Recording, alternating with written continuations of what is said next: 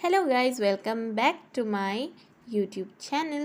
আজি আকৌ এটা নতুন ৰেচিপি ভিডিও লৈ আহিছো। ৰেচিপি মানেনো কি, সবে বনাই থকা বস্তুৱে বনাবলৈ লৈছো, কিন্তু হলেও আজি মানে ভেজ থালি টাইপত এখন বনাবলৈ লৈছো। সেইকাৰণে ভাবিলো গোটেইকেইটাই আপোনালোকক দেখুৱাই যাওঁ কি কিনো বনাইছো। এয়া দালি ধুই ললো প্ৰথম, তাৰ পিছত এয়া বৰ কচু দি দিছো দালিত। এয়া দালিখিনি সিজিলে, ভাতো বহাই দিলো এফালে।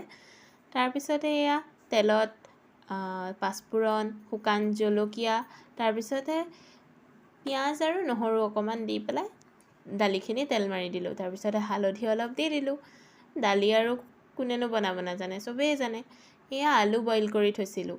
তাৰপিছতে এয়া আলু বইলখিনি, পিঁয়াজ, সেয়াই। তাৰপিছতে এয়া তেলত দিলোঁ কালজিৰা, পিঁয়াজখিনি, তাৰপিছতে মিট মছলা, জিৰা, ৰঙা জলকীয়া গুড়া, তাৰপিছতে এয়া হালধি নিমখ দি বইল আলুখিনি দি দিলোঁ।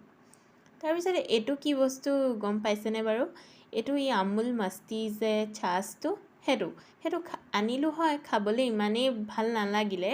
সেইকাৰণে ভাবিলোঁ তৰকাৰীকে বনাই পেলাওঁ, মানে এটা নতুন ৰেচিপি হৈ গ'ল। এয়া ধনিয়া পাত দি পেলাই সেইটো চব্জি বনালোঁ। তাৰপিছতে পদিনা চাটনি অলপো বনালোঁ। আৰু এয়া বৰাৰ কাৰণে কাচকল আৰু আলু অলপ দি পেলাই পেষ্ট কৰি পিঁয়াজ দি পেলাই সেয়া বৰা বনাই ল'লোঁ। এয়া মোৰ ভেজ থালি ৰেডি। এয়া ভাত, কচু দিয়া দালি,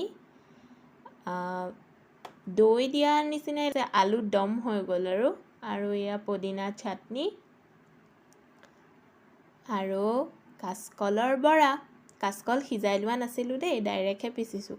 তাৰপিছত এয়া ভোট জলকীয়া আৰু নেমু। আজিৰ দুপৰীয়াৰ সাজ আমাৰ এনেকৈ আছিলে। বৰাকেইটা বনাওঁতে অলপ বেচনো দি দিছোঁ লাষ্টত, যাতে অকল ক্ৰাঞ্চি হওক। আৰু কেনেকুৱা লাগিলে ভিডিঅ'টো আপোনালোকে জনাবলৈ নাপাহৰিব। Thank U.